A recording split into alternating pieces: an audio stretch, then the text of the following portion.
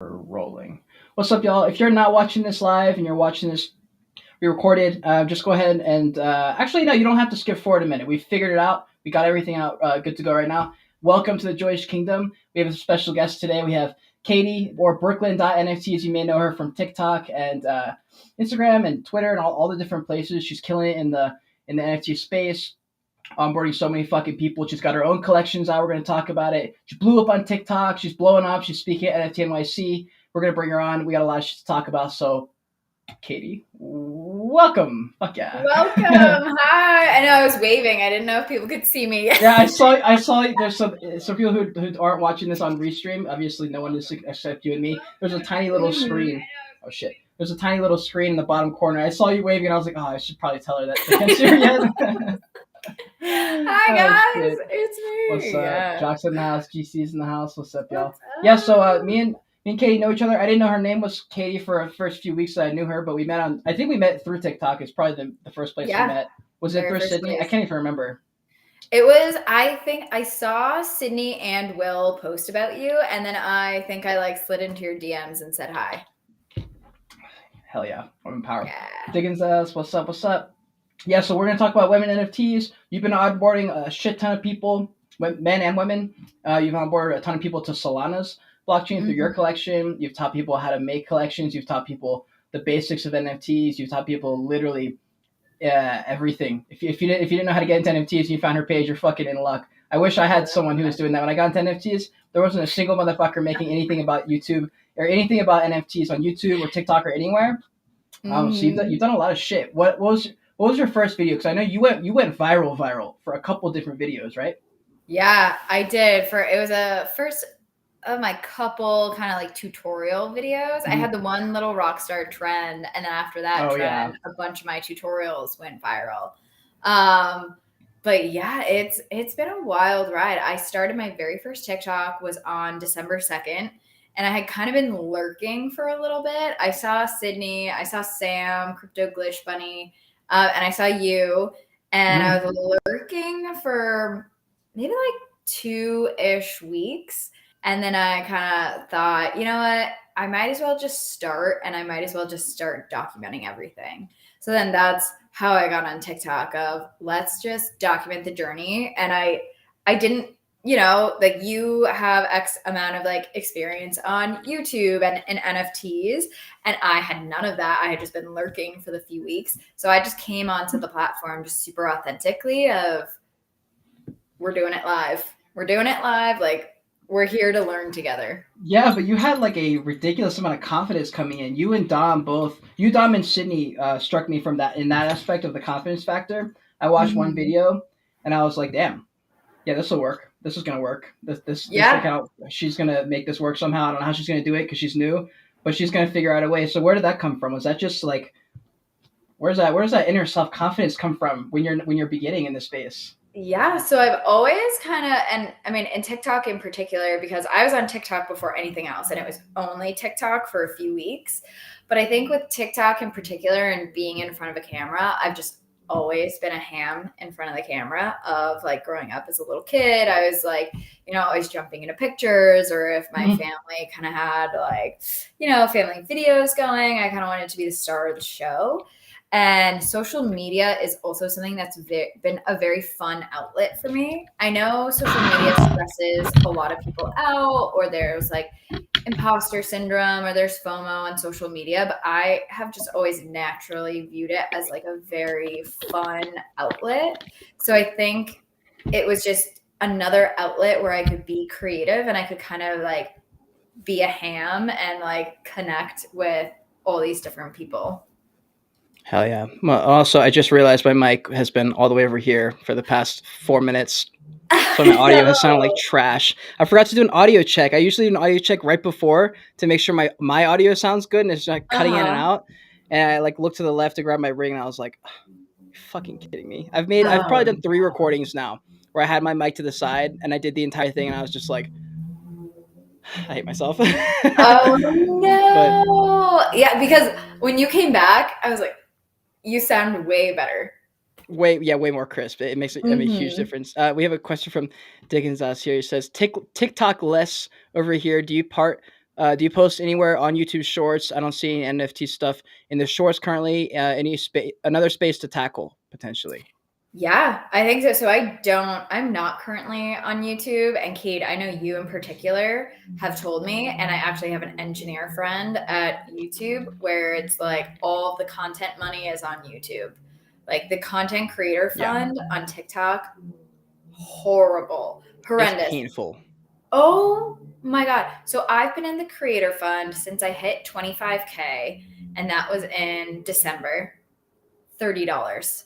I've made $30 in like 3.5 months. Oh my God. And wow. I've had videos perform like well since I've been in the creator fund. And but YouTube, like you're killing it on YouTube with, you know, the creator funds that come through. So I really should. And the problem with that is it's just like another thing to think about with Sydney was telling Lisa Kalma that like if you want to do YouTube shorts, film a video, edit it on TikTok, don't have a sound, and then export it so you can have like different YouTube sounds on it. And it's just like another step for me to do everything, download it, get it up onto Shorts. Yeah, for me, I don't even so I shoot my YouTube is my main thing. I'm still waiting for like 4 months. Been waiting. I've qualified everything. I've done all my paperwork. I'm just waiting for YouTube to get back to me. I think there's just so many people just in the queue. So I get my money off commissions from just projects hiring me to do reviews on their project, which has been a godsend. But yeah, and YouTube is an entire animal on its own. For Dickens also commented about YouTube Shorts. I think it would be good, Katie, just to get like your name out there more. I think that would be the main gist. If you're trying to mainly stay on TikTok as your main platform, YouTube would just be to like get your face out there more. Like if you show up to NFT NYC, maybe there's someone who sees you because they're on YouTube, like Dickens us here, who's just not on TikTok, and which is shocking to me because I've been multiple times now where I'll post something like I'm live on TikTok and there's multiple people in the comments that are like, oh, I'm not like on TikTok. I'm like, what do you mean you're not on TikTok? Like, what? Everyone's already on TikTok. How are you still not on TikTok? I know. It's wild, especially after COVID, because I didn't get on TikTok until COVID. And it was pre-COVID. It was very much like, oh, it's a platform where Gen Z kids are just dancing. Why should I be on that? But yeah, I feel the same way. Like, wow, there are still people who aren't on TikTok. Yeah, it is wild. And it's such a sad thing because there's a ton of projects right now with a lot of video content and they're not posting it anywhere helpful. I'm like, they're posting it on like YouTube and getting like 3 views, Instagram Reels. And I'm like, why are you literally not taking advantage of the #1 platform for just random ass organic growth? You can post a video. Like it's always the most random videos that go viral for me. It'll be some stupid, not even a helpful video. And it always takes off. And I'm like, what the fuck? So it's just like, why not post everything on TikTok? And for you with the YouTube Shorts, like you could literally just take all your TikToks and just post them straight to YouTube Shorts, post like 100 at a time or something. Like you probably have so many videos on TikTok now. And every like 3rd or 4th TikTok, I'll get like 5x the amount of views as normal. So I think YouTube Shorts runs a little bit like TikTok as far as I've heard. Yeah, it's it was Sydney and Lisa who were saying it's the song, it's the usage rights of the songs is where you run into trouble. I've posted with the TikTok sound, and sometimes it'll say like a copyright issue, but it doesn't hold back my views. And honestly, you can't even monetize your YouTube Shorts anyway. It's mainly ad focused, so like you're not gonna have an ad on a YouTube Short. So I just say fuck it, whatever. It's just more exposure for my face, and I always have the glasses on, and so it's just more exposure for these silly sunglasses. Definitely. Okay, I'll look into YouTube Shorts because that's good to know. And I think when Lisa and Sydney were talking about usage rights too, it was more, I was thinking about like compiling my series. So to have a YouTube video that was longer form with 1, 2, 3, 4 videos already compiled together. So yeah, I'll look into the Shorts because that would be a good opportunity too. I think it's great exposure, like what you were saying. Yeah, definitely. And so you also you're creating a lot of shit on TikTok, different styles. You focus a lot on marketing. So I know you've got a background in marketing. How's that lended into the Web3? Is there a ton of similarities and has it helped you a lot, or is there a lot of things you had to unlearn? Yeah, a lot of things that I had to unlearn, but I think going all the way back to school, I was a communications major, marketing and psychology minor. So I think being able to have the communications and psychology background of like, yes, marketers, like we can be innovative and we can be looking for the next thing, but a lot of times you do get pigeonholed and stuck in like traditionally what works and just keep pushing out what has traditionally worked versus like adapting and being innovative. So I think having the background of coming from a communications and psychology background of like, we're not always going to be thinking the same way and things are going to be coming out that we need to adapt to. It has definitely helped me be able to, what are the areas that I need to unlearn about marketing and media, and like what are the areas that I can still apply. So that's been super helpful with how I've been able to grow very organically and authentically on TikTok. Because like in typical marketing practice, it's like all about like these metrics of success that are very like tracked by cookies, and it's tracked by following an entire consumer journey. And Web3, even though like I'm still marketing on very Web2 platforms, like people don't want to be tracked. Like Cambridge Analytica, like people, fuck that. Like it's way more community based and less of these like reporting metrics of like, okay, when did somebody land on this page? When did they actually make the point of conversion? And it's much more of like, okay, who's actually engaging within this Discord community? Who's tweeting out, retweeting, and it's like a lot more engagement focused than these like standard and traditional metrics of success. Yeah, and I think your videos have done super well from that angle of you coming in with something you're very confident in, of, because I think with NFTs, people in an industry that's so new, I think people kind of lose their head a little bit and they think just because NFTs are new, they're totally helpless. So when you come in and you're just talking about marketing and all you have to do is just like tweak a couple things to make it Web3/NFT focus, it sounds so refreshing and new that I think it really helps people because they can't make that, like you're able to make that link from the Web2 marketing stuff, and then somehow integrate it into NFTs. And I think for people who understand, it's like since you really understand marketing, you're able to link it because it's kind of like how people say there's a difference between chefs and cooks. Chefs like know it as like an art form and they can kind of like take a bunch of ingredients and make something, whereas cooks are just kind of like, oh yeah, butter, bread, jam, like, and they just kind of do their thing. And so and you're really good at explaining it in a way that makes sense. And you've got a storytelling part that's also really helpful into it, which is amazing for TikTok. Have you Yeah. used any of the like 3 minutes have you even gotten the 10-minute ones, or are you sticking to like a minute long videos? I have not gotten access to that. So my TikTok on my phone app is so lagged and it's so glitchy. I actually send a lot of reports and messages to TikToks because Wait, so you're like reaching out to TikTok? Like what the fuck? yes. Yeah.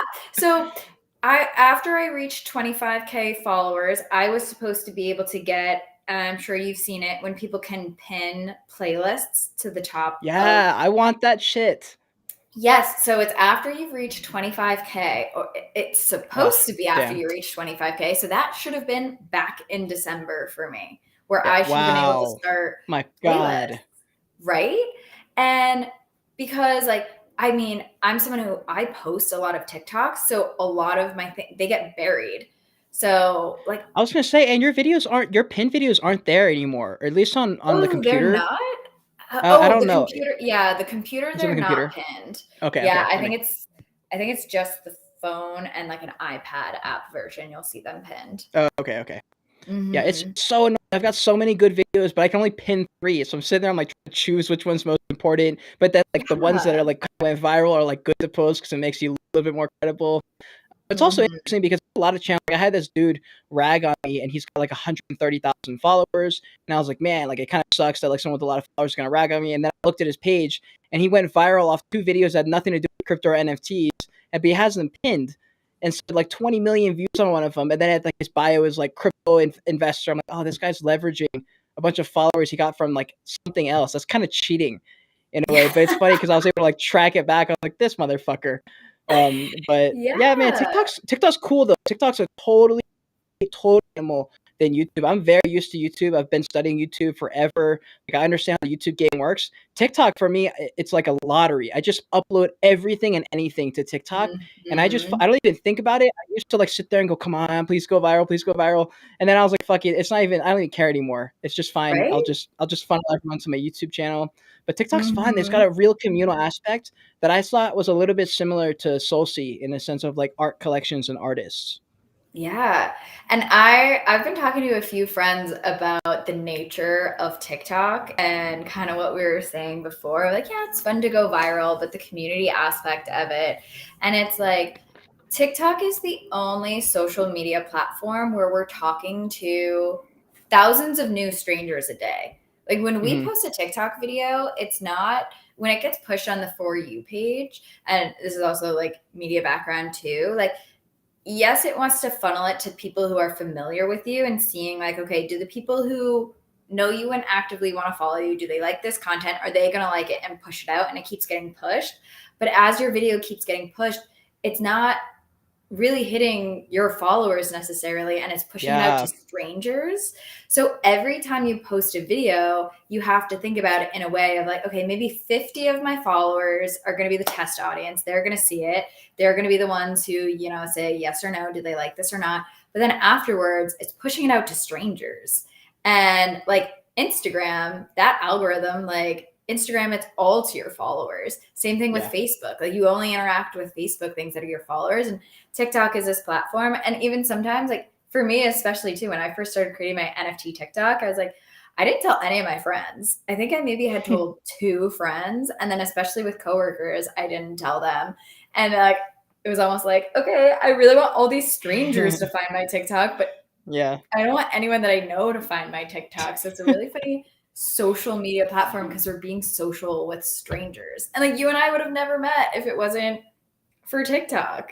It's Yeah, so yeah, TikTok wild. is wild. Oh, Annie's in here, Turtleneck Pro. Says you guys are all over my FI for you page. Let's go. Hell yeah. Thanks for being here Hell too. yeah. And so anyway, so we were talking about that. We're talking about the communal aspect, how it's a bunch of strangers, but Mhm. a bunch of strangers just bought out your NFT collection called Electra Ladies. So for anyone who's interested Yes. in art NFTs and Katie's NFTs, this is her page for Brooklyn NFTs, New York. If we scroll down, they're all blurred out, which is I so know. annoying. It's because But I don't they're know all if blurred out. so in Oh, my mind, I was like, ooh, yeah, here's there's one. like Censored. I got titties in mine. Like I need to Yeah. do not safe for work. But then I was kind of like, I was like, wait, I maybe because mine are figure drawings, I didn't have to say not safe for work. And maybe if it was only like an actual nude picture, I should have done that. So Yeah. looking back, I'm like, oh, should I have labeled it not safe for work? Because I don't I know. don't It's know. just it's so lame. I'm like, yo, it's a fucking drawing. Like, Yeah. what? And so also, I guess the floor is 1.4 soul for the pink Electro Lady. These are the ones I have 4. Currently, I have Electro Lady number 3. I have Sand Lady number 3, which I believe you airdropped to me. And then I have Mhm. Censored Electro Lady number 12 and Electro Lady number 20. I think these are all the ones I own. I may have clicked one Oh, wrong one, but I think I own wow. 3 to 5, something like that, I think. Yeah, you're a whale. Um, yeah, I'm a whale in a couple different creators projects. I'm a sort of a whale in Lisa's. I've got like 4 for NFTs now. She just airdropped me one the other day. I used to have like 7 or 8 of the Side of Lights, but I ended up giving away like half of them. I still have like 3 or 4 in my wallet, I think. But Mhm. it's just kind of cool. It's fun, and you're just gonna keep growing. Eventually, people are gonna be like, "Oh shit, she's got a Genesis collection," and then it'll be just kind of like it's kind of a flex, for the collectors too, to be like, "Oh, I bought this." You can see it on the blockchain when I bought it, like I fucking called Yes. it, kind of thing. So Yes. And that is something that I'm really looking forward to for creators. And in getting into NFT artists, I have become this content creator.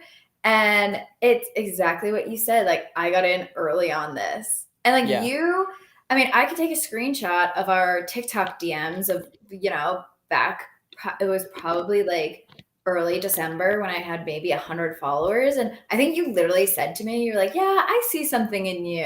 it was probably And something like that. Yeah. yeah, and you even like you had a tweet, like, I mean, tweets get so buried, but you had a tweet where it's like you had a Oh, I screenshot know of what my you're talking profile. about. Yeah. And you Wait, like I may took a have that in my screenshot favorites. it was like I had 3,000 followers. And then I think you tweeted something like, look out for this girl. And then all of a sudden I had like 23K followers. And you were like, I don't want to say I told you so, but I told you so. It was so like it was so obvious to me. It was just like, yeah, I don't know what it was. I had the same little spider sense with a couple other creators. It was just so obvious to Mhm. me, and I know exactly the tweet you're talking about because I remember a couple weeks ago, I was looking for a tweet, and I don't know if it was that one I was looking for, but I saw it and I was like, oh my god, wow, I did call that on Twitter. It's somewhere in my. I'll have to find it another Yeah, time, but I know you exactly what called you're it talking in about. Twitter and you called it in like a private DM with us. And I think you yourself made a TikTok recently about gut feelings. Mhm. And I was like, yeah, Cade has a really good gut feeling about like artists. And I love following like whoever you promote. I'm like, I gotta keep an eye out on this person because Cade called it. I love doing it, and I thought it was maybe I got lucky a couple times, but then I just like I don't know. It's just like you guys just have some kind of energy about you that's completely just objectively undeniable.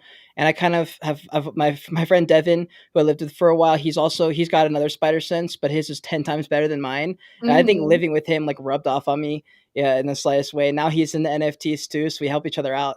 But I mean, when you're putting out content that's actually helpful, I think I've consumed so much content in my life, especially on YouTube, that I can see when there's actual value in a video, and I can see when they're trying to provide value in a video versus most people when they post something, there's no rhyme or reason, there's no specific plan or strategy, and so I look at it and like you can tell when a video is going to do well. Or at least decent versus a video that's going to get 2 views and just not go Mhm. anywhere because there's no strategy to it, and it just feels obvious to me. And you killed it there, and so you sold out your NFT collection with the Electro Ladies. You're potentially working on another collection. Did you want to talk about the Electro Ladies first on how you were able to get those sold? Was it mainly through TikTok? Was that who bought it, or was it Twitter people too? Or Yeah, so it's been funny connecting with my holders and I thought everyone who bought an Electrolady saw me on TikTok because that's where I started. And I think at the time, I think when I launched my Genesis collection, I want to say I think I had around like 25K TikTok followers and I Mhm. maybe had like 800 Twitter followers. Like, and I your mean, those your are, Twitter has blown the fuck up in the past few it months. I has, don't know it where they came from. has. Was it Twitter Spaces or where's it coming from? I think it's Twitter Spaces, and then I get DMs of like kind of similar to how Kiana like the other day kind of tweeted at you, being like, "Okay, like we were talking about you in a Twitter space." Oh yeah, I I saw that. I get DMs of like so and so was talking about you in a Twitter space, so like I had to follow you. So I Yeah, know it's funny to be like, yeah, people are talking behind my back, but people are let's talk behind saying your back. good things behind my back, Yeah, which is funny. And I know like Lauren Turton is like another person in the space. Like Lauren Turton talks behind my back in the best way she's all of amazing. the time. She's coming on the Oh my podcast very gosh. soon. Actually, Oh, great. we had a date locked in a couple weeks ago, but I forget what happened. Something fell through, but she's coming on very soon. So I'm really excited to talk to her. She's also got a collection coming, so I'm Yes. excited to see what that is. Oh yeah. Lauren's been killing the game. I have a new IRL friend in New York City because of Lauren. Hell yeah, let's Lauren go. like hooked us up on I think she emailed the two of us and was like, you like That's be funny as friends. fuck. Yeah, Hmm. she's absolutely killing it. She knows so many people. I don't know like where she knows all these Yeah, people from. She's like on every stage I've ever seen. She's at every right? single event, destroying the networking game. I'm not even sure what her end goal is. Like is she trying to be a content creator? She's trying to be like a motivational speaker. Like I don't know exactly where her end goal is. So I'm really excited to talk to her about that because she's a master at all the other things. I'm like she can kind of pick whatever she wants to do and just go in that direction. Right? Yeah, that I'm gonna be looking forward to that one because also I can't wait. I can't wait. Meet you at NFT NYC, Lauren at NFT NYC, like so many of these people who we've kind of like built, or not that we Yeah, built these people, but this community has developed around us, and it's these real life events. I'm so looking forward to them. Bryce is in the house. Just kidding. We love you in all caps. Fuck yeah. And I saw Yes. Jedi Samurai saying, "Okay, you should block some people on here." Not sure. Fantastic. We've got someone's women's rights was a mistake. Bring back the patriarchy. Jesus Christ. Wow. They must have been like searching for YouTube podcast titled Women NFTs. They Jesus. I mean, must I'm have not going to been. block him. Everyone's got their own opinion. That's what we're here to talk about. We're definitely going to get into that Yeah. in a minute here, but I wanted to hit on a little bit with your NFT collections first. So you have Electrolays that sold out a little bit through Mhm. marketing, a little bit through just the art itself. Also, people, I definitely know since I saw it, other people saw your content, saw the stuff you're doing, and said, okay, I'm going to invest now before it blows up, before Mhm. it sells out. And so they got in early. And so now you're working on another collection. It's a Yeah, photography it ish is. collection or something like that, or some kind of modeling gig. Looked fucking cool. Do you want to talk about Yes. it? Yeah, definitely. So that was with my roommate, Rob. So Rob Berry is this incredible photographer in New York City. And since I've lived with him, so he has since moved out. But I moved to New York City in 2017 and like Rob was coming up as a photographer. So kind of similar to how you've watched me come up in NFTs and Mm-hmm. same thing with Rob living with me for a bit of time while I was coming up in this space. Like I've really watched Rob come up in the photography world. And he is someone who's just like very creative with his work and he loves to like collab and like shoot cool people. So it just Yeah. kind of like made sense where he moved out to. He has like this gorgeous studio space. So it made sense to kind of say like, hey, like let's do a shoot together. And then it honestly was just going to kind of be like a fun photo shoot. Like him and I have done these photo shoots before that have just turned into like me having a bunch of amazing Instagram content for a month or so. Hell yeah. And then this one, when we did it, it was kind of like amazing. Yeah, like this could live as cool Instagram content, but like I'm really not on Instagram that much anymore. And it was like, why don't we like think about doing an NFT collection with these? So Rob and I still need to like sit down and strategize how we're gonna launch this project. And actually, Keed, with your TikToks and like your alpha of this being a bear market. And I think I commented on one of your TikToks. I was like, I don't even really know what a bear market means. I saw But that. I know it's not the best time to launch a collection right now. So that's why we've been taking things really slow. So I've also kind of what we were talking about before, how my Twitter versus TikTok has kind of taken off. Like Twitter is definitely a space where people are more in the know or have deeper and better connections in this space.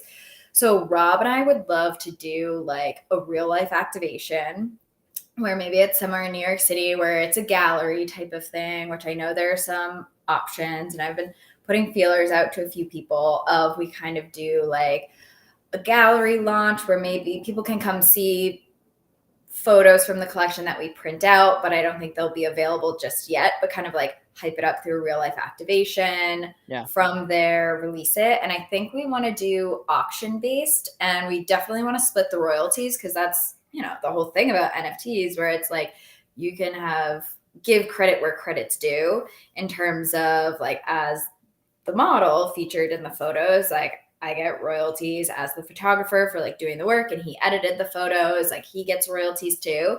So it's very much we're in the planning phase and we do have to have like deeper strategy conversations around this, but maybe in like 2-ish months we'll be thinking about releasing. And I also think it'll like depend on the market. It'll depend on like how much like hype I can get up around myself type of thing. So few more steps that need to fall into place, but we're just taking it slow because I'm really focused on community building right now. And I'm focused also, I've been like interviewing a lot, been trying to secure a Web3 job. So like that's something that's Yeah. hopefully on the horizon. I've been talking to some cool people. But yeah, so my main focus hasn't been to like, get a cash grab from another Yeah. collection. Like I want to do it right. Yeah. And for a good thing for art collections is like we can like if I did another photography collection, I could drop that whenever. But the chances Mm-hmm. of it selling out, if that's the goal, is way harder in a bear market, just because the sentiment in the bear market is the main reason, in that people just don't feel like taking chances or buying stuff. People only feel like selling things because they would rather have the cash on the side. So it's more of a Mm-hmm. mentality shift that happens in a bear market. And so yeah, I agree. As far as taking your time, there's no reason to rush NFTs. You're not gonna be gone in Mm-hmm. 3 months. So like it makes almost no difference. But Yeah. yeah, you've been I would be surprised if we're here in a year and you're not full time into Web3. That would be shocking to me. You've been working with a lot of companies. You worked with Ledger Nano X, which is fucking wild. I saw you've done a couple. You got a couple sponsored looking videos, and I was like, whoa, holy shit, this is dope. Like, how does that happen? They reach out over email, like on TikTok, or? Yeah, Ledger, they slid into my TikTok DMs. They gave me a Damn, follow on TikTok. And that was nice. So that was a gifted opportunity where they gifted that to me. And it's a sweet gift right there. yeah, really sweet Great gift. gift. Also, I'm someone who I preach safety. I didn't have a Ledger Yeah. before that. So I was like, perfect. Because It took me a while to get a Ledger. It's a lot of fucking bullshit to go through. Like, you have to set it up. right? You have to transfer all Yeah. your NFTs to it. Like, I haven't even done that on my Soulsea one. I just like, I've Hmm. got so many NFTs on there. I'm like, ugh, come on. I don't want Yeah. to, I but it's know. worth it. I mean, Solana is cheap and fast. I'm only thinking Yep. of it from the Ethereum standpoint. Ethereum's kind of expensive to do it with.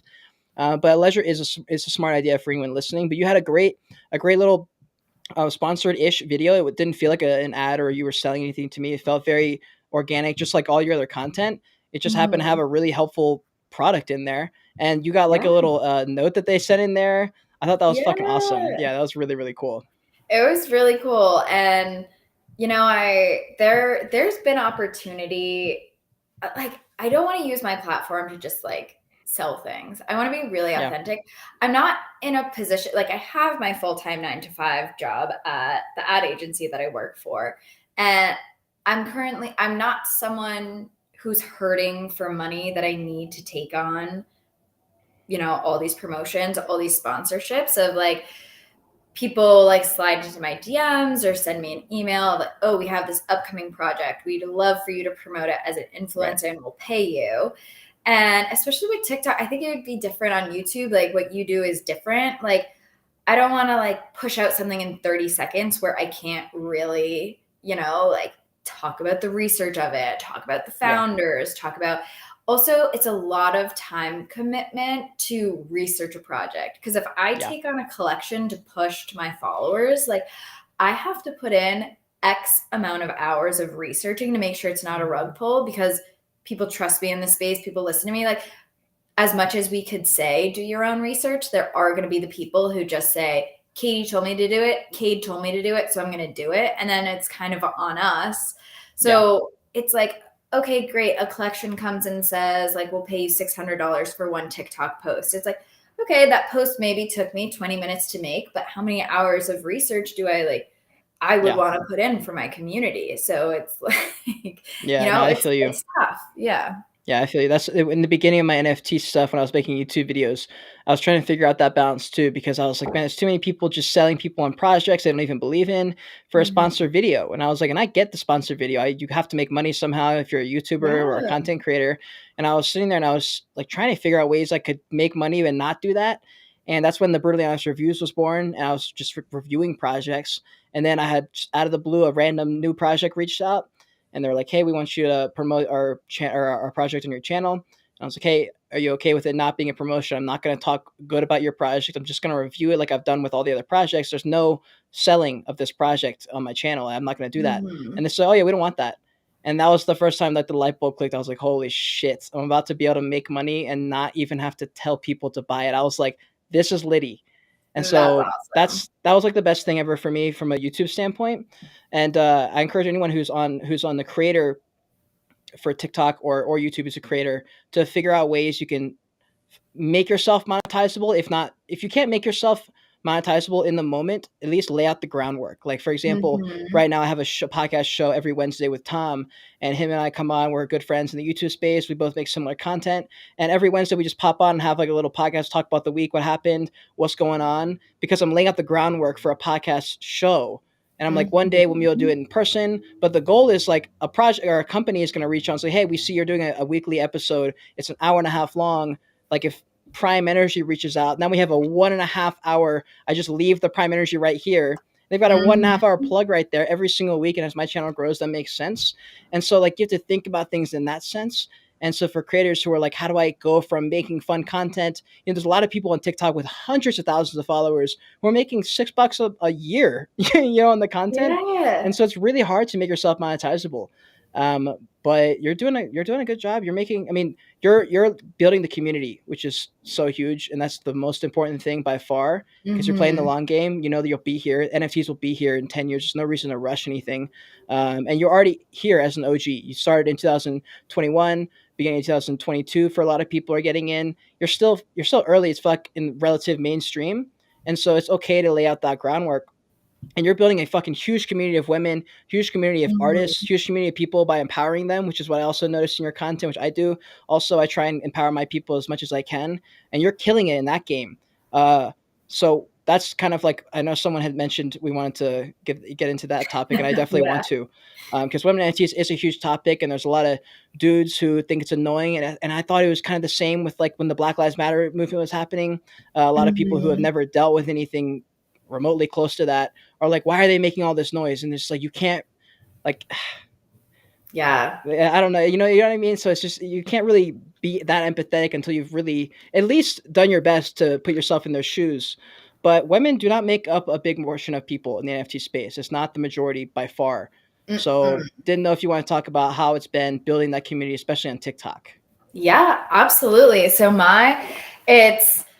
it's kind of crazy. My TikTok, and I think, I mean, I started very quickly talking about wanting to onboard women in this space, especially in my personal experience. So, to be completely transparent, like I have never been someone who has been good with money management or investing. I like set aside X amount of money from my paycheck that my company like automatically pulls out, sets up into my 401k that like honestly, very stereotypical girl. I was like, "Hey dad, what should I pull out for my 401k?" And my dad Right. was like, "Select X, Y, and Z company." I don't look at that. I don't touch that.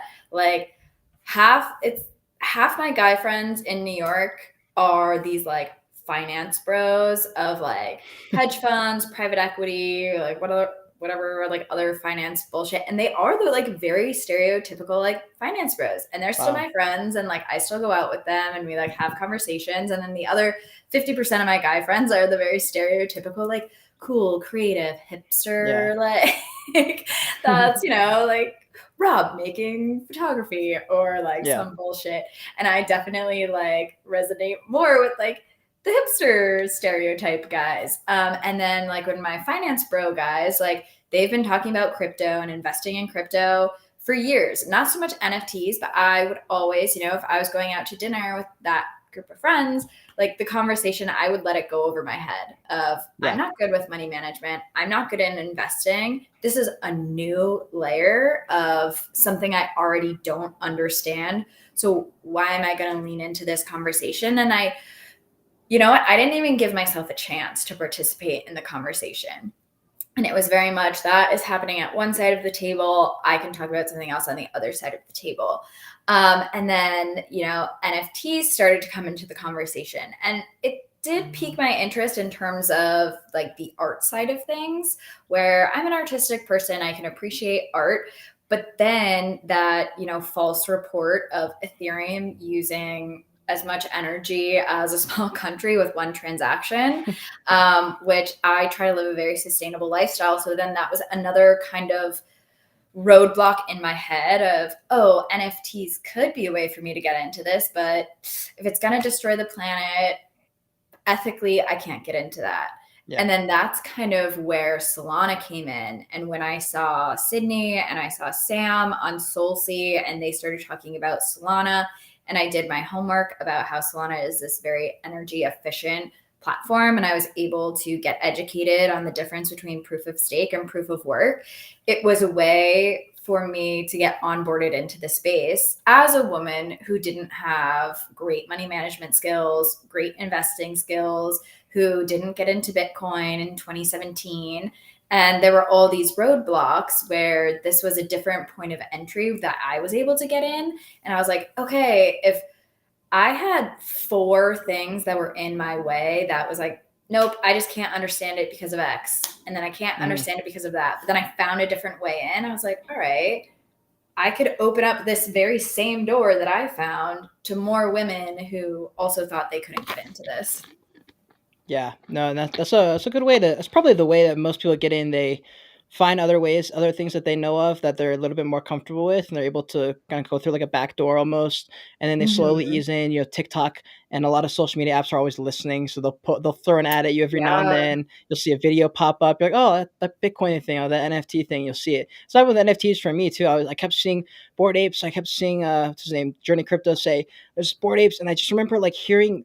I can't like when I think back to it, because I've watched his videos for forever, so I know I Mhm. watched the original video when he said buy these Bored Apes when they were like worth nothing, and I know I've seen that video, but I remember like not really hearing it. I remember like almost like I was in a dream, and he would say like Bored Apes pictures, and it literally just went straight. I just like completely ignored it. I was just like, nah, I don't even. I can't. I gotta Yeah. focus on crypto. What is this NFT thing? I don't have time, and it sucks because like if I had just taken 30 seconds and opened my mind up, would have Mhm. been a totally different world. And I think NFTs for me, the reason it's such a special industry for me, aside from the people I've met, the connections I've made, the people I've talked to, which is incredible, the amount of people I never would have talked to, but without this industry, is that like it represents a little bit of not just risk taking, but opening up your mind to things that are so obscure and so new. And I remember right before NFTs, I was in crypto and I've been making YouTube videos forever. And I was like, if I could just get early on something, if I could just get early on Yes. something, then I could like make this work. I could really build something out of myself. And then Yeah. I jumped on the NFT bandwagon and I said, oh shit, this is actually pretty cool. And so it Oh, sounds like a little bit like with you. I mean, you weren't really making content before for yourself, and then you mm-mm. found this shit, and you were like, oh, I could do this. I could roll with this. Yeah, and very similar to you and kind of with the same, like, maybe it was entrepreneurial, maybe it was my marketing media background of like, I remember at the beginning of COVID, kind of back to what we were talking about before of pre-COVID, not everyone was on TikTok and it was all these Hmm. Gen Z kids. But Yeah, then once COVID shut down and we were all inside, yeah, I it all started. remember, right? Like I remember seeing some of the creators now who are, just making funny content. Like I think that creator Rod, he's one of them. Like who else? Lee Cott. Uh, oh my gosh, there's Cat, so and so. But like all these creators who I was watching at the beginning of COVID, and I was like, haha, okay, like that's really funny. And I remember like personally thinking like, I could probably make funny content, but it was the cringe of putting yourself Yeah, on TikTok. And I was like, yeah, I could probably make funny videos like these guys, but at the time they had like 10K followers, 20K followers, which is great. And I mean, I'm very appreciative of the 44K followers that I have now, but I was like, oh, like these people, like they just don't care about the cringe. And I care about the cringe. And I don't think I understood that TikTok was a platform for strangers and you could yeah, literally just post whatever you want and strangers are going to see it. So what does it matter if strangers see it? And now, like same thing with you, like they all got in early. Like those are millennials who jumped on a Gen Z app early yeah. and now they're crushing it. And hopefully, like knock on wood, you and I, we got into NFTs. And I remember like thinking like this is a big area of white space. And when I Yeah. started my TikTok, of the women who were making NFT content, there were maybe 5 of us at the time that were I making agree. specific NFT content. There were other women making crypto content, and definitely want to give them credit for being on the app for like way longer talking about crypto and Yeah, NFTs. But there weren't a lot of women making like, how do you build like what Sydney did of like, how do you just start from scratch? Like, what yeah. is the number one thing? And so that was a big area of white space of like, okay, great. Like, yeah, like Sydney and Sam, they're making this content, but like my delivery is going to be different or the way that I go about it is going to be a little bit different. And it was a huge area of white space. And that's also why I think I was able to grow so fast. You snuck right in there. You snuck I right in, and did. like you just like came in. Then literally within weeks, it was just like hundreds of people just flooded the fucking space. I'm sure. I Yes. mean, it's not a secret. Like you and Sydney and a couple other creators came in and blew up the scene a little bit. Had a couple massive Mhm. videos go viral, which onboarded hundreds or thousands maybe of people. Who maybe wouldn't have even done it. I'm sure there's a lot of people who said they were going to do it and they never fucking did anything. But there's a ton of people who did Mhm. actually make a collection, maybe even sold out a collection using the videos you guys made, which is Yeah, wild. And you guys got in, y'all got in like right before. And because I remember that we before did. you came around, it was literally the only person I knew of was Sydney and maybe one other creator. and you came in and swooped in. You had a different approach. Hers was even more artistic. Yours was very much like, let's get this shit done. Like, boom, boom, boom. Here's how you do this. Here's how you do that. Here's how you do that. It's a little bit different style, and people respond to different styles. It's just like with any industry. There's like a group of people, but then you always like find one or two that you hone in on that you like more than the others. You end up following their journey a little bit more, and you've created quite the community. Has it been like, what's your demographic right now on TikTok? Do you know? I do, and I actually made a tweet about it the other day. So I have, and it's changed since I made this tweet. So I have 52% of my demographic are in the United States, and then the rest, I think it's UK is next, and then it's like all these little slices of international people around the world. And then of like male to female, I think I'm at 28% female and like point something, and it's like 21 point something men who follow me. So yeah, it's crazy. Cause also, I'm gonna see if I can find mine. Yeah, it's funny to even every time I make the videos where I'm like, oh yeah, my name is Katie, and so many people are like, your name is not Brooklyn, and I'm like, Brooklyn, New York. What did you think? But looking at my followers, I'm like, oh, about 50% of my followers aren't even in the U.S. and they might know New York City, but maybe they don't know Brooklyn specifically.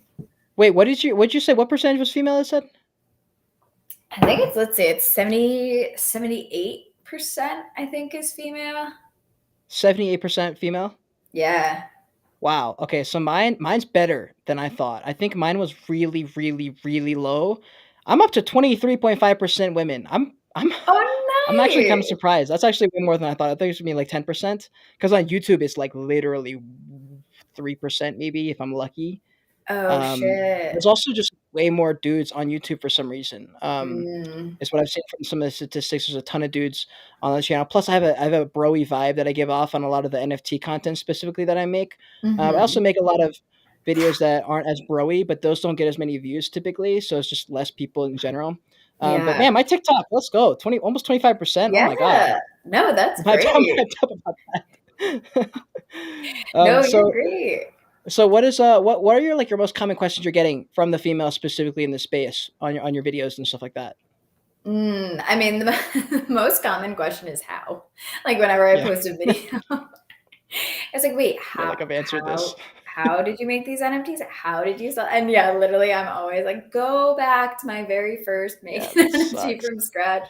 Seriously, but even in my Discord, I had to create a starting from scratch channel where like someone new joins the Discord and they're like, I have no idea where to get started. Like, how can you help me? When I first started my Discord, I just found myself like typing out what to do so much. And then I was like, I'm sick of typing out like what to do. So I made this channel where now I can just do like link the channel and it says every single step that you need to do. But yeah, women specifically, I mean, I feel like there's not really a question that's like most of the people who are asking questions on my channel are women, but it is mostly like, how do I get started? And I kind of lead them back to those first few videos on, if you don't have a laptop, if you don't have an iPad, use a laptop. Here's how you make it on an iPad. Here's how you mint, all that kind of stuff. How can we get more women into this space? I asked this to, I think, Tati. It's either Tati or Riv, who's the founder of Very Fiend's NFT Club. You may have seen her on TikTok. She's one of the other NFT girls. She's killing it. Great. And we're trying to figure out, or we were just talking about how can men help more in the NFT space who generally want to help the cause and get more people or get more women NFTs. I know you're big on especially with dudes who have a shit ton of money in their wallets who are just buying up sweeping floors and stuff like that. They're like, why not just throw some money and help out the cause and buy some women-led project NFTs or something like that? What other ways can men help other than paying with or helping out with their wallets? Yeah, I think advocating for women in the space and like joining female-focused spaces, like I know whenever I'm listening in on a space, on like a Twitter space that's like female-led or like female-focused, I mean, I'm smashing the follow button on everyone in a Twitter space with me, but like I know the men who are joining those spaces like support women. And so it's also kind of like to flip your question in reverse, like how can women find more supportive men versus how can men support women? Like the thing, I had this big, I don't know if you like, so I had a TikTok chain with like, when I was talking about how like men need to show up with women's wallets, I got a lot of backlash on that video of like, you're just crying to the men with more crypto that like we should buy your stupid projects, but like your art's not even good. Or like women's art isn't good. So like why would men buy that? Or like why does it matter if a project is made by a woman or made by a male? Like my message is not like I can't make men care about that. Like same thing with like Black Lives Matter. Like everyone should care, but like I can't like force the core of a human being to like care about something. Like I can give you all of the background on why you should care. If you are an open-minded person willing to receive my message, you're gonna care. Like you're someone who like has received the message and you've done something about it because you're probably like in the headspace of like, yeah, I do feel like there aren't enough women, so I am going to show up and I'm going to support them. But like the Brads and Chads, as I call them, like I can't force anyone to do anything they don't want to do. And it's not my job to make Brad and Chad buy female NFTs. What I'm doing is I'm offering a platform to educate people that there are really dope projects out there. Also, what's funny is like these men in my comments who were like, why would I just buy art for a woman because it's from a woman? Like, what if the art is shit? Like, I've seen very shitty female projects where the art is subjective, but I've seen female projects where I'm like, yeah, that art is shit. I don't want to buy that. Like, you're a woman in the space. Like, hopefully maybe your art's going to get better and I'm going to support you on your journey. But yeah, like their art is shit right now, like subjectively speaking. And that's not to say every single, like, also I don't want people to watch this and be like, she thinks all women-led projects, like art projects are shit. Like, no, I think my art is dope. I think Sydney's art is dope. Like, I think a lot of female artists is dope, but like men too. I see a lot of projects by men where their art is shit. And I'm not trying to say buy shitty art just because a female made it. Right. But if you want to do a little bit more research and if you want to find really dope women in the space, they're out there. And that's my message of like, you could, if you want to support this and you want to do just a little bit more homework because there are fewer women in the space, you could go the extra mile and you can support that. Yeah. Can't make you do it, but I can give you resources to find them. Yeah, and I actually did see that little string of videos, and I did see some of the string of comments you're talking about, and I did also see the rebuttal of videos from various dude creators, even some people that I follow. And here's the angle that I bring because I feel like I'm very much. I can see where they're coming from because half my family is like extraordinarily conservative, like ultra conservative. My grandparents and a lot of the people I grew up in high school with. So I can see the point they're coming from. So their angle with it is basically, which is the angle that a lot of dudes you'll see in the comments, and they're all like, "Yeah, I agree with this." Is the whole like, well, and you said it. Why should I buy this project just because it's a girl? We should onboard everyone into this space. And or I don't know if the word's the issue, but like the issue with that mentality is that only comes from someone who doesn't have to worry about it. And that's why you're able to come in with that perspective, because that's not something you need to worry about. If you're coming into a space, like for example, I said this in the other podcast the other day, if someone told me to go into a gay bar, if you want to understand what it feels like to be like just looked at as like an object or like someone who just feel uncomfortable, that go into a gay bar and see how that is. And I remember one time I went to a bar on Halloween and I was dressed up as Thor, so I had a wig on. So a guy walked up behind me, I think I was a girl, and literally grabbed my hips from behind. And I have never in my life had my heart stop like that. And I was like, oh my fucking God. And I was with my friend Morgan, and I was like recuperating on the side, like, oh, holy shit, that was fucking scary. Of course, the guy's like 8 feet tall, like a monster. He looks like the Mountain. And she was sitting there, she was like, man, how was that? And I was like, that sucked. She was like, yep. And I was like, fuck.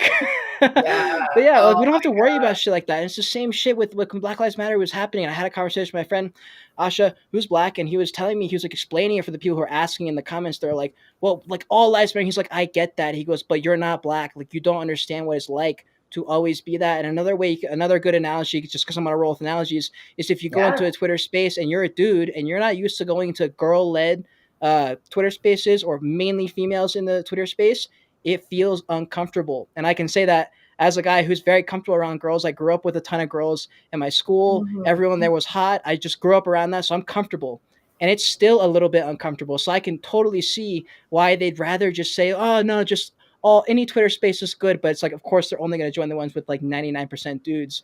It's just different. Imagine if all the Twitter spaces were all girls, and every time you joined, you were the minority. That's a totally different mentality. Yeah, that's a great way to put it. And it's also like, I think if and when like guys join Twitter spaces that are 90% run by women, and like no one wants to feel like they're the odd person out or that the majority of the group is shitting on. Like that's a bad feeling. It's a bad feeling. Like you're walking into a group as a minority and then you feel like the majority of the group is shitting on you. Like, you know, a guy comes into a Twitter space, it's a women in Web3 Twitter space, and all of the women are like, men aren't doing their part.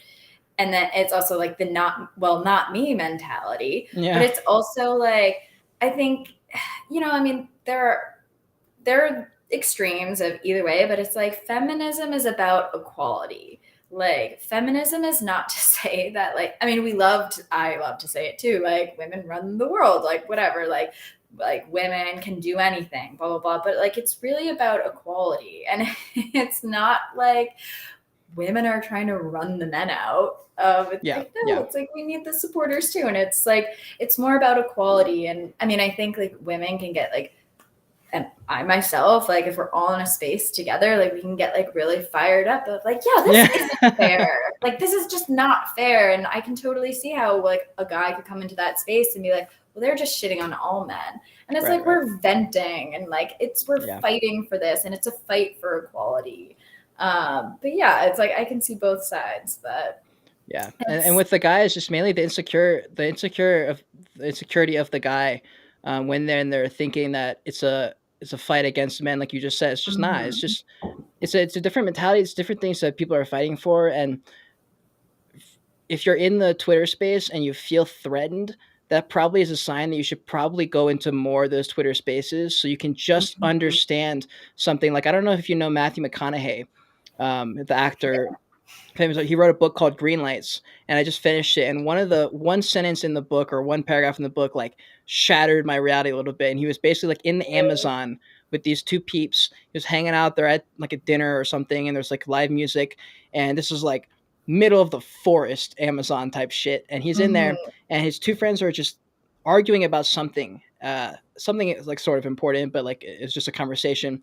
And one guy is saying something, the other guy is saying the total opposite, and they're both saying their bit. And at the end of their little convo, Matthew McConaughey jumps in and says, I agree with whoever it was because this. And as soon as he said because this, the man slaps him across the face. The one who said, I agree with you, that guy who he agrees with slapped him across the face, and he said, what the fuck? And he was like, what do you mean I'm agreeing with you? He goes, it's not about who's right. He goes, it's just about understanding the other person and hearing their side. And that's literally it. And I was like, oh, fuck. That's a really good point right there. And that's all it is. You know, it's just not, I think people take every conversation and they feel like something needs to like happen each time, or something like really big is happening. Or if you're in a podcast and it's really intense, something needs to change as a direct result of this. And what's really happening is you're just breaking down the barriers to get more and more understanding of the other person or the other group or the other whatever that you're listening to. But if you can come in just from a perspective, I just want to understand what they're saying and just get a broaden my perspective instead of feeling like you're getting attacked, because you're probably not. You might be getting attacked, but like most of the time you're not. It just feels like it. Yeah, it's, you know, and I love that. And it's also like, I love the saying of if you're the smartest person in the room, you're in the wrong room. And I think that goes the same thing of like, if you're in a room that makes you uncomfortable, like stay in that room because you're probably going to learn something. And like, I also get it. Just like people don't want to be wrong. We don't like admitting that we're wrong. We don't like admitting that, you know, our morals might be unethical. Just like people don't like hearing that they're wrong or that they have to change. People don't like change. And so if someone feels like the core of who they are as a person is being challenged and someone wants to change that about them, like that is so so hard to change another person. Like it's so much of like, you know, internal working, and it's so hard to externally change people, but it's like putting out the message of people who are ready and willing to receive, like have that information out there. Yeah, that's a huge point there. They have to be ready and willing to want that change and be actively searching for that, and that's when your video will kick in. And that's when it's helpful to have the archived videos that you're posting. Like one other example that might be really helpful to the, especially the dudes who are listening who may be trying to understand this or trying to open their mind up to it or just learn more about it, is it's really helpful to think about it in ways that you can draw similarities from. For example, a lot of people in the NFT space go to the gym. Like, I don't know, I see a lot of people who do NFTs who also work out or something. So a lot of people can agree that like the working out, the fitness industry is a little bit of a cult on its own. In the same way, NFTs are a little bit of a cult. Like if you're not in the NFT space, you look at it like a cult. If you're not in the fitness world, you look at it a little bit like a cult. So you can look at it from a perspective, because I'm sure everyone here is in a cult of their own, whether it's fitness or you're in the cult of fucking surfing and like you understand all the lingo. And when you're in a group of surfers, it's dope. Everyone's talking, it's fun, good time. But if someone else came in, they look at like you're crazy. And you're like, everyone should learn how to surf because surfing is so good for your mentality and it does this and that. And you're sitting there like, what the fuck is wrong with you? Get away from me. But then if you're in that space, you're sitting there like, yeah, this makes all the sense in the world. We're trying to help. This is going to help the whole world. And then anyone else is looking at it, it's like, if you can kind of empathize and swap places and be different places, you can apply that to so many different things in life, to where you start to not feel like you're getting attacked, and everything becomes a little bit of like a learning experience, if that makes sense. And in my life, that sounds better than feeling like you're getting attacked all the time, just from a me standpoint, you know?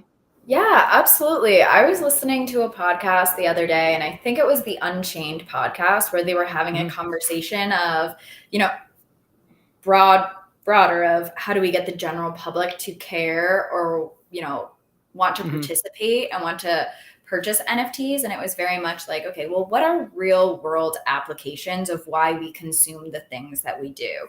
Why do we buy the clothes that we buy? Why do we buy the cars that we buy? Why do we buy the food that we buy? Why do we go out to restaurants to get different food? And it's like, from a real world application of consumption, like we buy clothes to like as a status symbol or as to keep warm, or because they're, you know, if it's college sweatshirts, it's because we're a part of a community. We want to, you know, represent our college.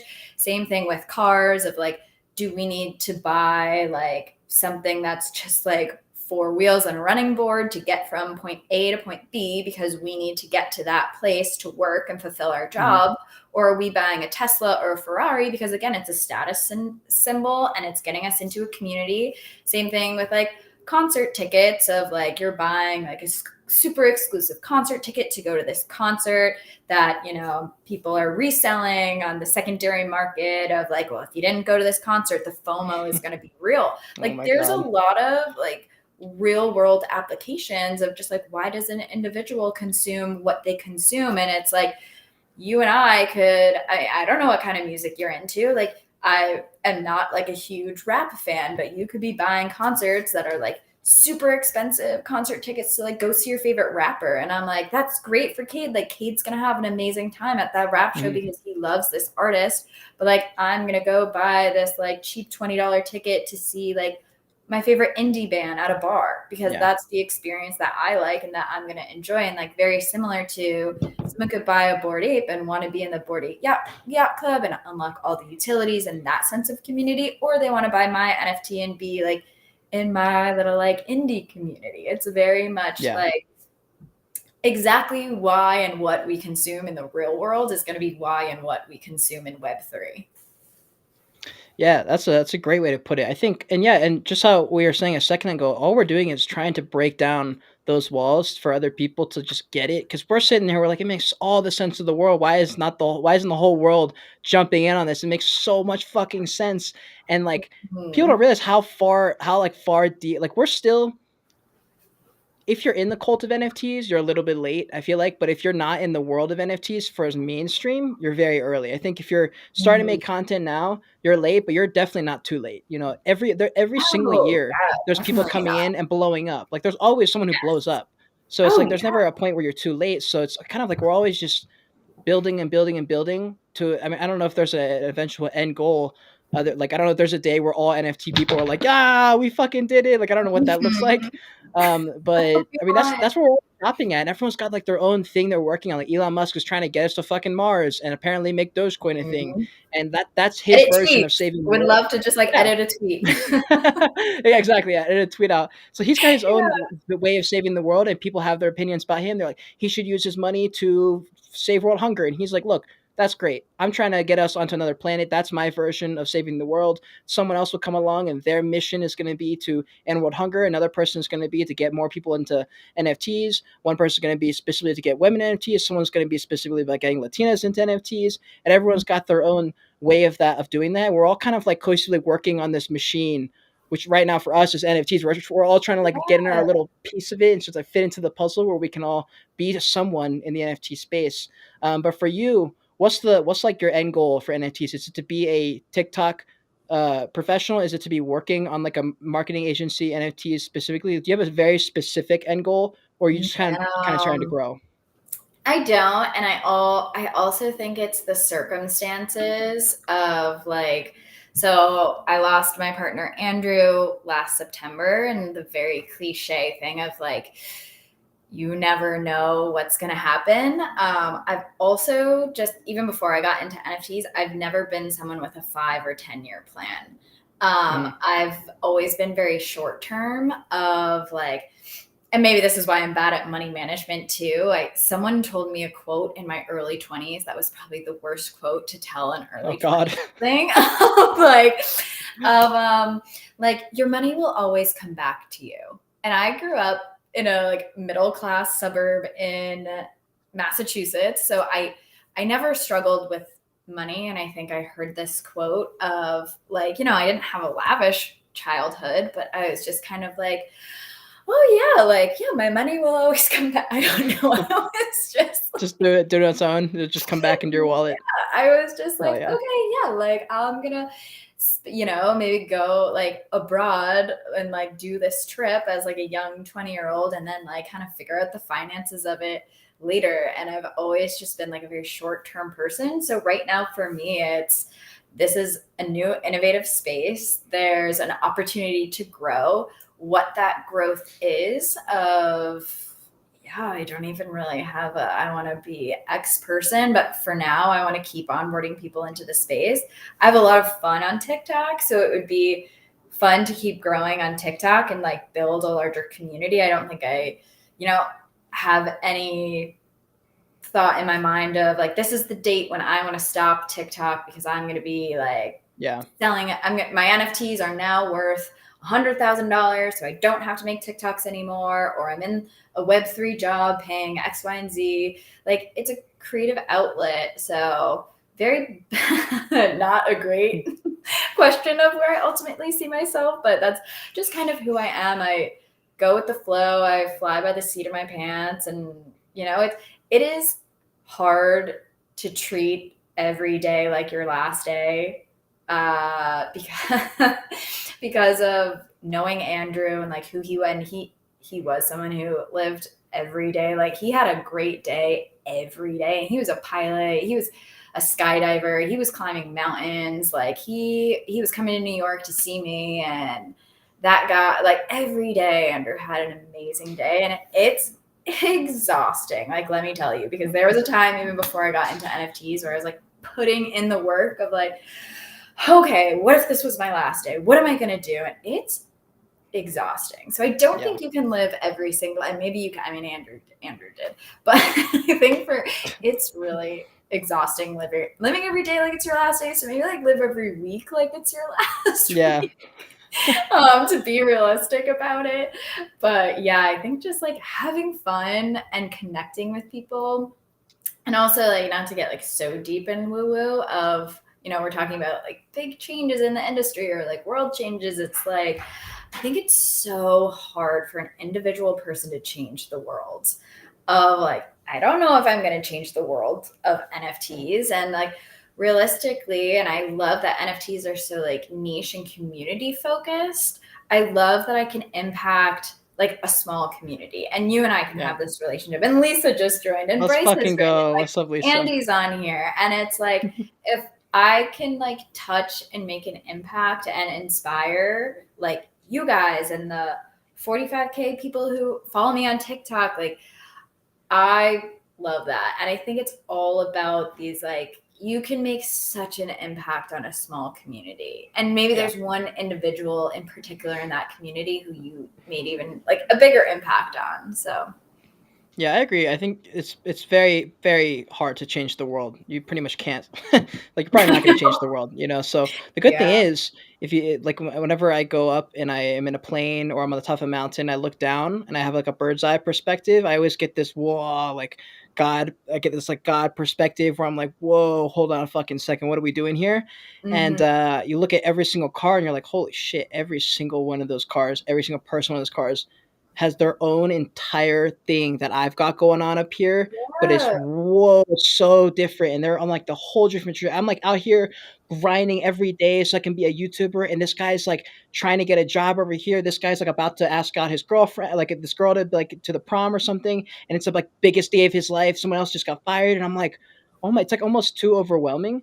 And the fact that you really only need to change one person, you know, like one person's whole existence is a fucking huge thing. Like when you think about your own life, everything is your life. Right? Everything I see through my eyes is through my filter of my life and how it affects me, and how every person I meet comes into my life and they're a side character in my life versus I'm a side character in your life. I can't imagine what that's like. Like, what is it like to know Cade as a side character when in my head I'm the only character? You know what I mean? So it's so wild to think about. Yeah. But oh my gosh, it is. I was just talking to someone today. Yeah. Oh my God. Same thing what you're saying about being up in an airplane or being up in a mountain. Like the amount of faces that I see in New York City. And to me, they're just faces on a subway. Yeah. But there's this beautiful quote of like every person that you see or run into is somebody else's favorite person. I know. Oh my God, I've heard that quote. That is such a good quote. And I think I've heard that quote, something like that. Yeah. Maybe it was even from me because I've like tweeted it and I think I've said it on some TikToks. Okay, maybe that's what it was. Yeah, but it's like, yeah, you sit on the subway and I'm looking at these people and, you know, they're like, it's New York City. So it's like, I'm seeing like stunning, gorgeous people who are probably like models. I'm seeing like you know, the everyday type of person. The movie director. Yeah. And it's like, I'm seeing, you know, all these individuals who, you know, I'm very stereotypically, I'm just seeing their outward appearance of like, this person is beautiful. This person has good style. Like this person is carrying an expensive bag from a store, but they're all somebody else's favorite person. And I'm never going to know why. Yeah, that is super wild to think about. Actually, I'm so glad I'm not on shrooms right now. I'd be going off on that. I'd be like, let's fucking go down that rabbit hole another 3 years. No, that's so true. That is a hella woke thing to think about. Damn, yeah, that is super intense. Also, you brought up New York City. I'm sure people are wondering, because I'm wondering what it's like living in New York City, because that is the fucking dream for a lot of people. For me, that's a lifelong dream to live in New York City. Probably only for 6 months, just because I feel like I don't want it to lose the magic. You know, when you move somewhere for too long, it just becomes another place. But like, oh man, I traveled to New York multiple times now, and it like has lived up to the expectation every time. I'm like, fuck, this place is awesome. Yeah. And what is it like? You've been here for a while, right?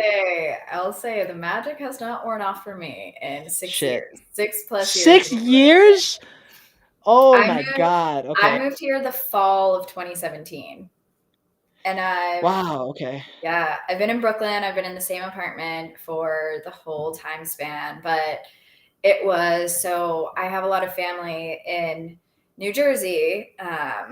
So I can say New Jersey is the armpit of America, dirty Jers. My mom's from New Jersey. I was born in Florida, so we make a lot of like, we're trash jokes. That's hilarious. But so we grew up with like family in New Jersey, and we've come into the city. And like ever since I was young, I've just loved coming into New York City and getting those. It would just be kind of like a day in New York City. But you know, in college, when I was coming up on my junior and senior year of, okay, where do I want to land after college? I really wanted to land in New York City. That was a dream. Mm-hmm. But then New York City is super competitive. The hustle is real. And when I was looking for jobs as a new graduate, what I was finding was like internships that weren't going to pay me, or super low paying associate types of jobs. Of even I know what my company pays associates, and I'm just like, how are you alive in this city right now? Because I know the paycheck that you're getting, and that is absurd. Like, you have to be some type of person to work on that paycheck, or you're hopefully getting help from your family. But it just logistically, it wasn't going to work for me to live there right after school. So I decided to move to Boston, where I could get an entry-level job, not an internship, have an actual like livable salary in Boston, where I was living in my own apartment and supporting myself. And I gave myself 2 years. And I said, okay, after 2 years, I want to be living in New York City. And it was almost exactly at my 2-year mark that I found the job that I'm currently at now. Well, same company, different job. That was years ago.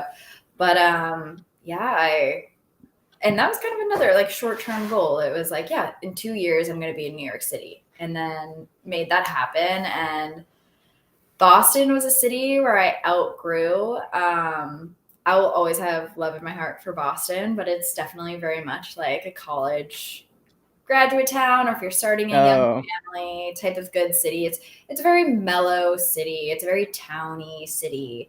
And then New York, I love to just like walk around, and I discover new things all the time, right? Discover new people and new experiences, and the magic has not worn off. Yeah, and you've got the legendary, I'm sure I can find one right now. You've got the legendary walking in New York City, going on your daily New York City walk, no problem, on your TikTok, and you just drop a little bit of alpha every time, and I love it. I'm sure I can find one. You've always got it's always, whenever I see the red beanie, I'm like, okay, there's a 50% chance she's about to be walking somewhere, or she's somewhere in New York City. And so every time I see the red beanie, I'm like, fuck yeah, let's go. I'll see if I can find one. I know. Yeah. Oh, here's one. Hot Girl PSA.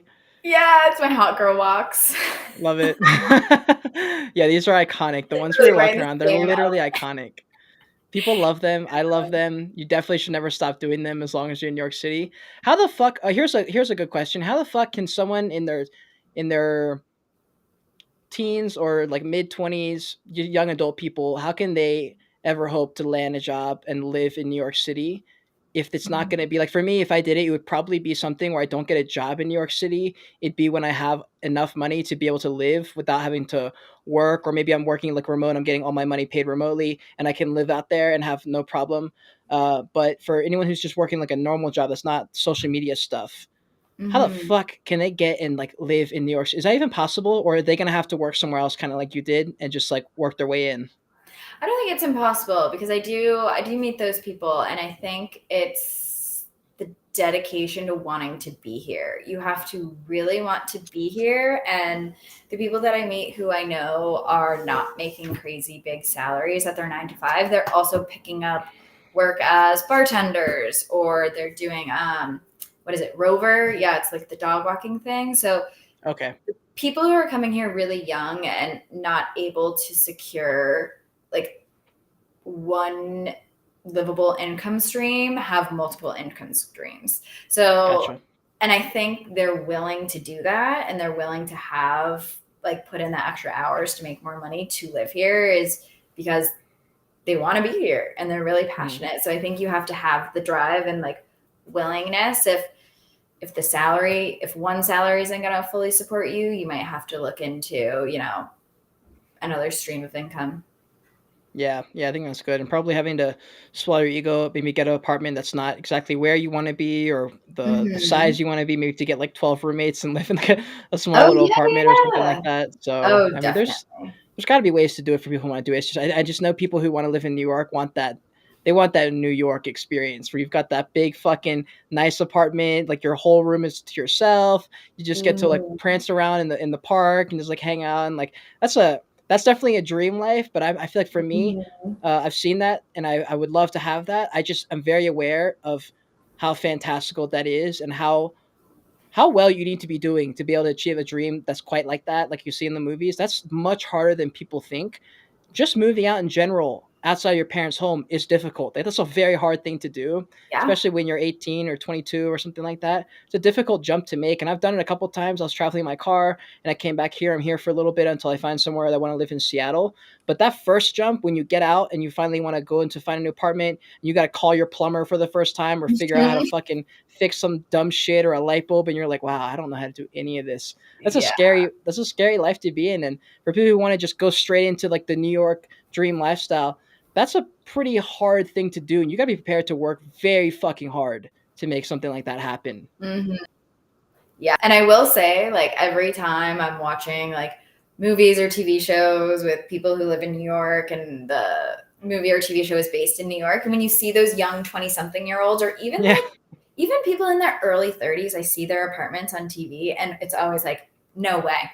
No way. And it's it's Hollywood of people like putting these 20-something-year-olds or early 30-year-olds like in these crazy apartments. And then also when you live in New York City and you see the like where they're supposed to be in the city, you're like, okay, maybe this apartment in this specific area in Brooklyn, and then you find out they're in Soho and you're like, no way, no.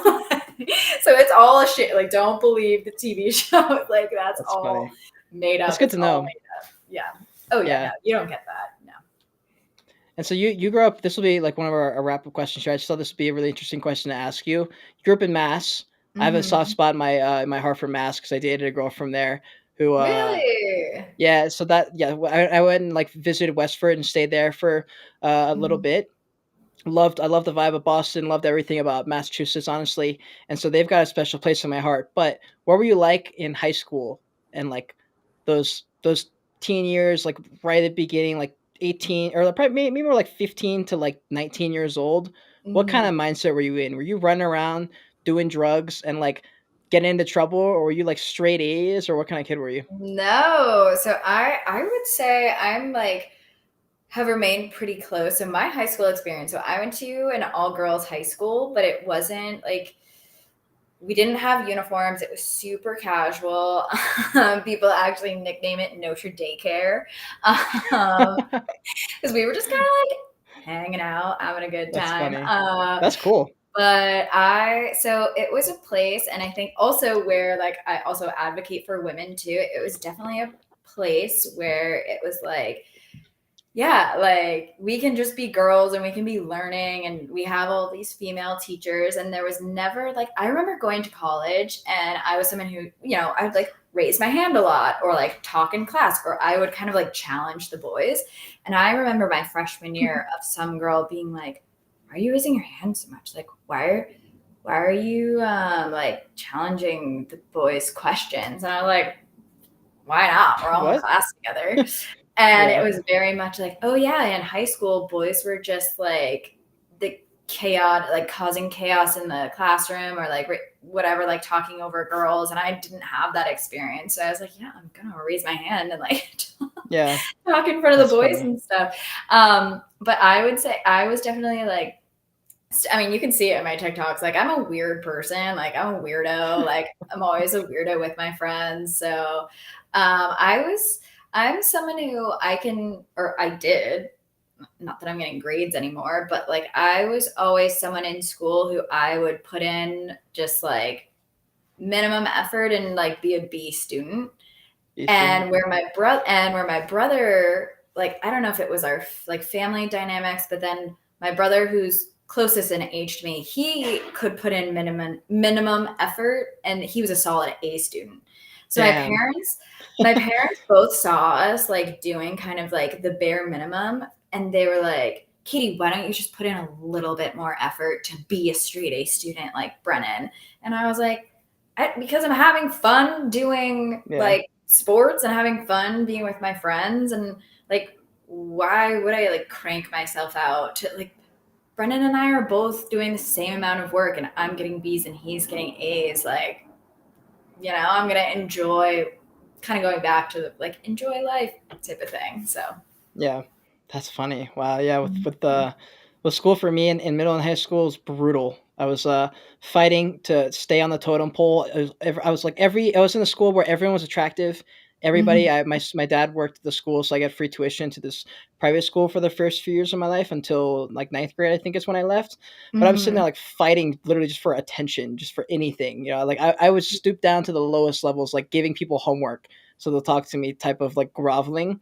And in my experience, like all the girls were fucking smart, like genius smart. They're all really smart. The guys were also really smart, but they hid it because they didn't want to sound smart. They wanted to just be like, oh, I just fuck around in class, make fun of the teacher, and then just get like 100 in the test or something. And I'm out here like trying my damnedest to get like A minus at best kind of thing.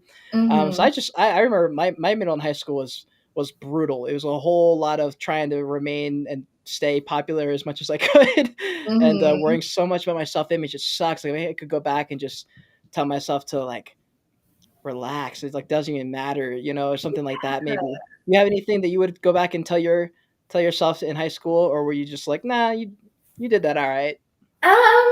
No, and it's hard to say because if I told myself to do anything different, I wouldn't be where I am now today. If I course corrected or did anything, it's so hard to say because then I wouldn't be here. Is there anything back then that you struggle with as far as like self-esteem issues, maybe that you're like, damn, I wish, or maybe not, I wish, but it's like, I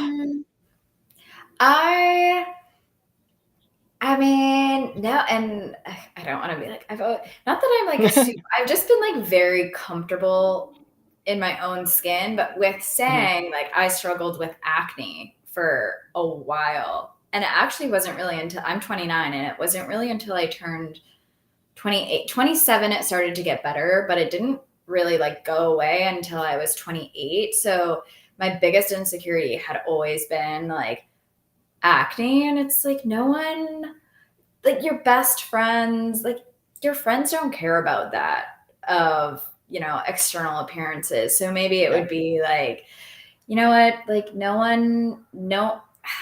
I don't think like anyone's like talking about Katie's acne. someone's acne. Yeah. And can you imagine that's the type of conversation that dinner table? Did you fucking see her acne yesterday in math class? Wow, yeah, exactly. But I mean, there were definitely some days where I was like, no, like I would like let it not, I would stay in. It didn't happen like too often, but there were definitely days where I was like, no, like I don't want to go out with my friends because like my acne is too bad type of thing. So yeah, I would say like that would probably be like, no, just put yourself out there. Just, get out there more. Hell yeah. And this will be my final question to wrap up with the NFT related question. People who want to be making content, because everyone looks at creators that they like and they want to emulate them. They want to be like them. So I'm sure there's some people out there who you are their top number one creator by far, not even close.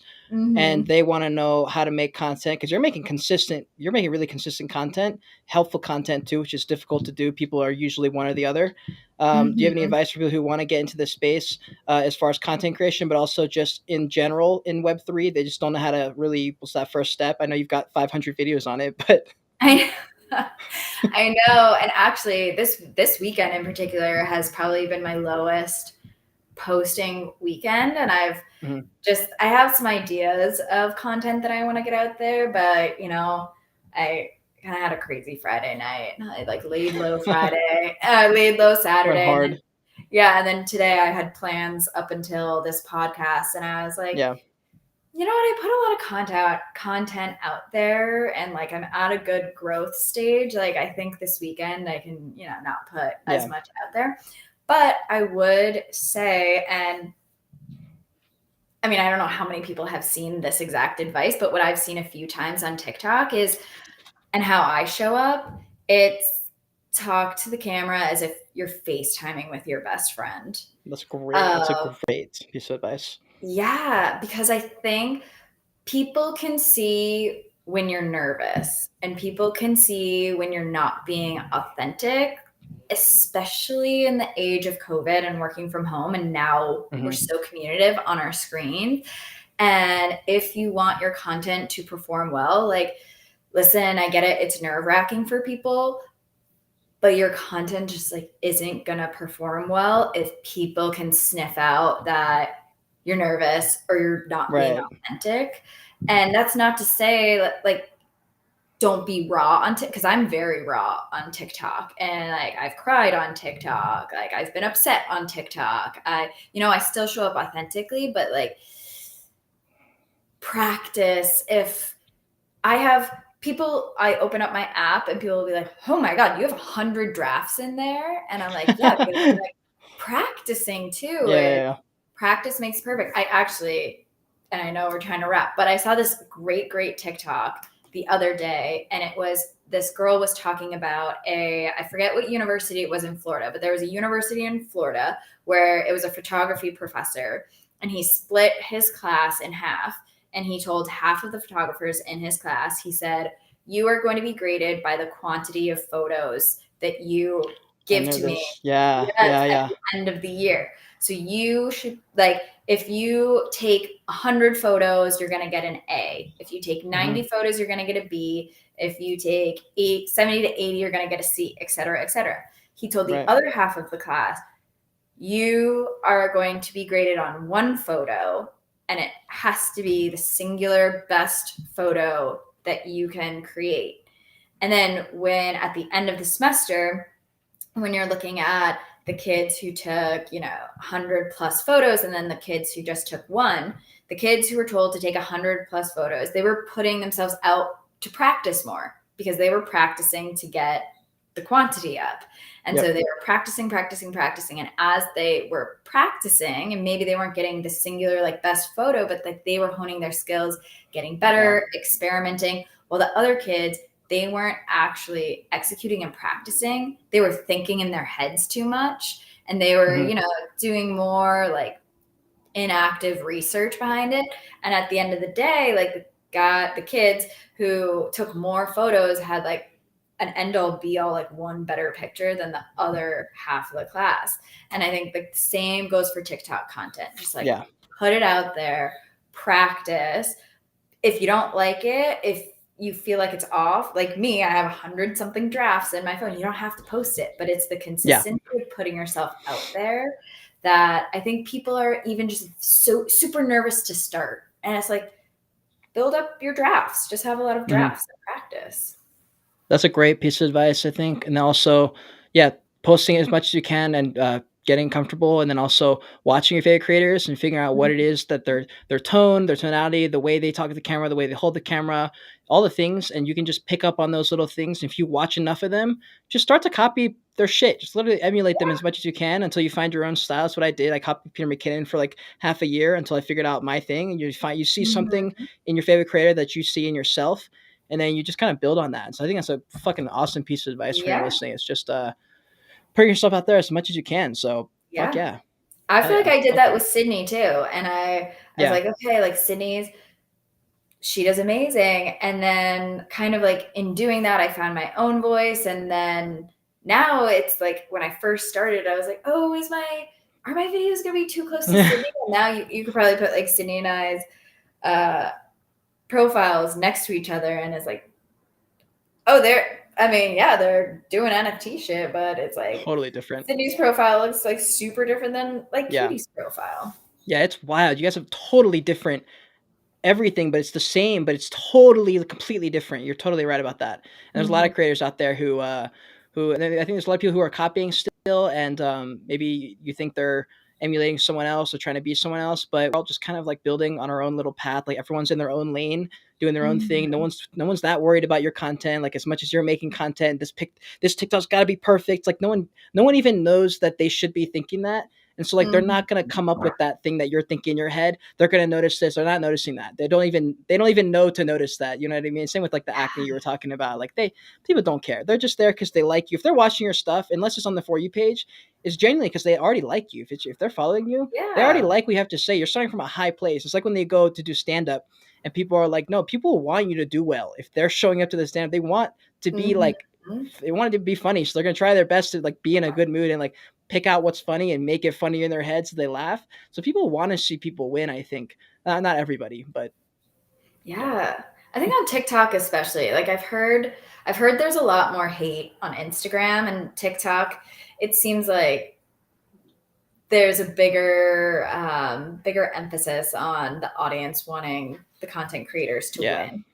Yeah, Yeah, maybe there's definitely a bunch of different things on social media. And so for anyone listening, they're all different beasts, but doesn't matter if you're trying to get on any of them. You just got to start and you just got to get comfortable. And 1 year, if you started a year ago, you'd be a year in and you'd be happier you started a year ago. So there's some kind of quote. It was like, yes, tomorrow is yesterday's today or some shit like that. I don't even know. It was a good quote. I don't know what it was, but I know we keep quoting people. We're like, I don't know where this came from. I don't know where It's because TikTok, there's like a million videos you fly through and you're like, oh, there's a video I liked yesterday. Or there's a couple days ago and you look back and oh, it's 2 hours ago because I've gone through like 600 videos. But anyways, okay, this was fucking awesome. I think anyone listening just learned a shit ton of stuff about life and creating NFTs, I know, NFTs in general.